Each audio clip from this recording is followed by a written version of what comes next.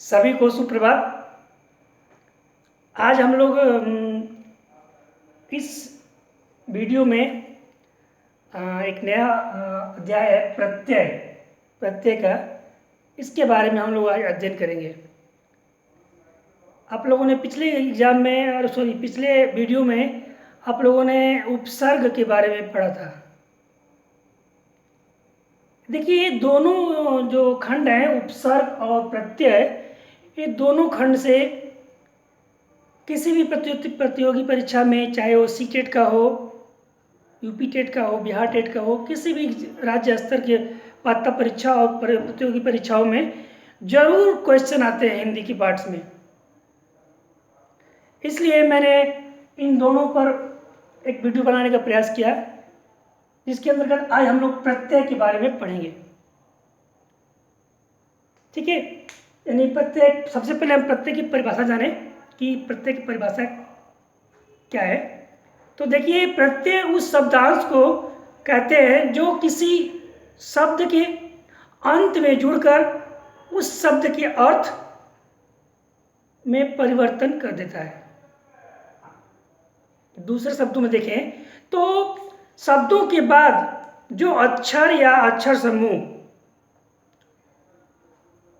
जुड़कर शब्दों में परिवर्तन कर देते हैं, बदलाव ला देते हैं या उनके अर्थ को अलग कर देते हैं, उन्हें हम प्रत्यय कहते हैं। और भी साधारण शब्दों में अगर देखा जाए तो वे शब्दांश जो किसी शब्द के पीछे लगकर उसका अर्थ परिवर्तित कर दे, उसे हम प्रत्यय कहते हैं। एग्जाम्पल रूप में देख सकते हैं। तो जैसे मैंने यहाँ लिखा है भला, भला और प्लस ई बन गया क्या? भलाई। लिख प्लस आवट क्या बन गया? लिखावट। इस तरह से आपका ये भलाई और लिखावट, ये दोनों जो है आपका प्रत्येक एग्जाम्पल रूप में हो गया, जिसमें ई और आवट ये दोनों को दोनों क्या है?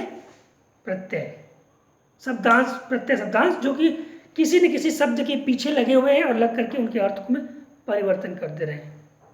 अगर शाब्दिक दृष्टि से देखें तो प्रत्यय की परिभाषा को हम इस प्रकार कर सकते हैं कि प्रत्यय दो शब्दों से मिलकर बना होता है।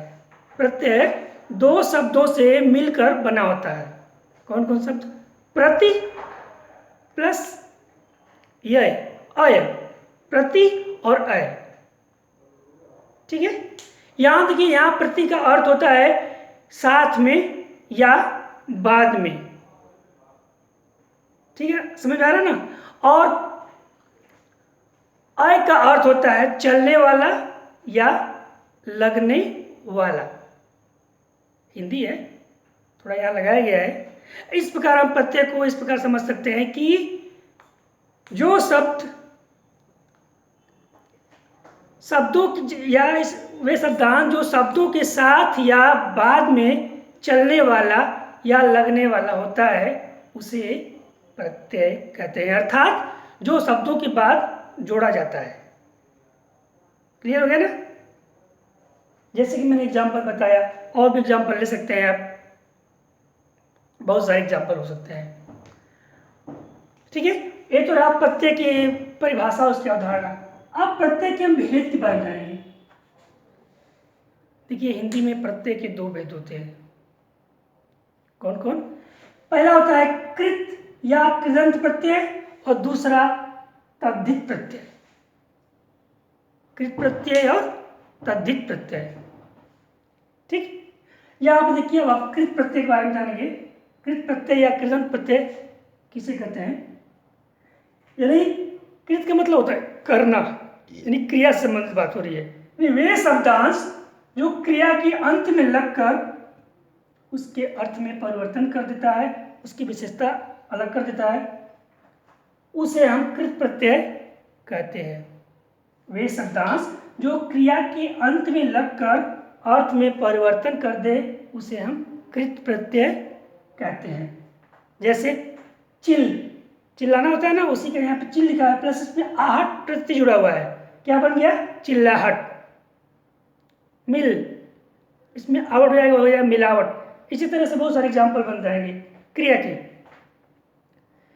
यानी कुल मिलाकर क्रिया के साथ जब कुछ जुड़ा होता है या जहाँ पे क्रिया का भाव झलक रहा हो और वहाँ पे कुछ शब्दांश जुड़े होते हैं और उससे उसके मिलने के बाद जो शब्द बने होते हैं वो समझ लीजिए अगर दिख जाता है तो उसे हम कृत प्रत्यय कहते हैं। ऐसा पूछता है कि इनमें से कौन सा कृत प्रत्यय है, कौन सा तद्धित प्रत्यय है, एग्जाम्पल रूप में दे देगा, आप लोगों को समझना होगा। तो इस पाठ को जानना आप लोग के लिए नितांत आवश्यक है। अगर इसको जाने रहेंगे तो बिल्कुल आपका सवाल सही होना ही होना है। तो समझ में आया कृत प्रत्यय के बारे में। अब उसी तरह देखते इसको बारे में कृत प्रत्यय दो तरह से होता है, एक विकारी कृत प्रत्यय और एक अविकारी कृत प्रत्यय। अब आते हैं हम तद्धित प्रत्यय पे। तद्धित प्रत्यय इसको देखते हैं, यानी संज्ञा सर्वनाम और विशेषण के अंत में लगने वाले प्रत्यय को तद्धित प्रत्यय कहते हैं। कहने का मतलब यह है कि जब कोई संज्ञा हो, सर्वनाम हो या विशेषण शब्द हो और उसमें कोई शब्दांश जुड़ा हो या जुड़े हुए दिखाई पड़े, समझ जाइएगा वहाँ पे तद्धित प्रत्यय है। अगर प्रकार पूछा है तो जरूर वहाँ पे तद्धित ही करिएगा, अगर प्रत्यय पूछा है तो प्रत्यय बताइएगा। ठीक है, तो इस प्रकार आप दोनों को अलग अलग, यानी कुछ प्रत्यय क्रिया के साथ जुड़ते हैं और कुछ प्रत्यय जो है संज्ञा सर्वनाम और विशेषण के साथ जुड़ते हैं। ठीक है, समझ में आ रहा ना। देखिए जैसे एग्जाम्पल में देख सकते हैं इसको हम। मानव, मानव क्या लग रहा है आपको, संज्ञा है ना, इंसान। अब मानव के साथ अगर कुछ जोड़ दिया जाए, जैसे मैंने ता जोड़ दिया, प्रत्यय ता शब्दांश जोड़ दिया, क्या बन गया, मानवता। अच्छा, अच्छा क्या है, ये संज्ञा है या विशेषण है। संज्ञा भी हो सकता है और विशेषण भी हो सकता है, क्योंकि अच्छा जो है भाववाचक में आएगा और अच्छा जो है विशेषण का भी होता है। अच्छा, उसमें अगर ई जोड़ देते हैं, आई जोड़ देते हैं, क्या बन जाएगा वो, अच्छाई। इस तरह से संज्ञा सर्वनाम और विशेषण, इन तीनों के पीछे जो शब्दांश लगे होते हैं वो तद्धित प्रत्यय के अंतर्गत आते हैं। ठीक है, तद्धित प्रत्यय देखिए, तद्धित प्रत्यय जो है 8 प्रकार के होता है। कौन कौन सा होता है, इसमें आप देख सकते हैं कि पहला होगा कर्तृवाचक तद्धित प्रत्यय, कर्ता संबंधी बात है, कर्तृवाचक तद्धित प्रत्यय। दूसरा है आपका भाववाचक तद्धित प्रत्यय। तीसरा आपका संबंधवाचक तद्धित प्रत्यय। चौथा आपका गुणवाचक तद्धित प्रत्यय। पांचवा आपका गणनावाचक तद्धित प्रत्यय।